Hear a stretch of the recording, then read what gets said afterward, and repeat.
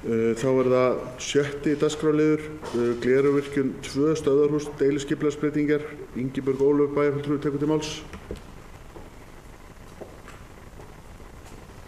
Forseti, ágætu bæjarfulltrúar. Þetta 8. liður í fundargerð skipulagsráðs frá 15. febrúar síðastliðnum.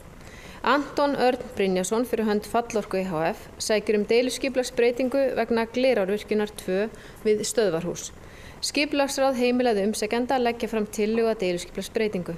Tillagan dagsett 8. febrúar 2017 og unnin af Ómar Ívarsinni. Skipulagsráð leggur til við bæjarstjórn að tillagan verði auglýst samkvæmt 1. málsgrein 43. grein skipulagslaga nr. 123 frá árinu 2010. Takk. Ingibjörg Ólöf bæjarfulltrúi lokið máli sínu. Orðið laust. Það sem enginn hefur hvert sér ljós, þá göngum til atkvæðagreiðslu þess að geta samþykkt sem gefi merki. Það samþykkt samhljóða með 11 atkvæðum.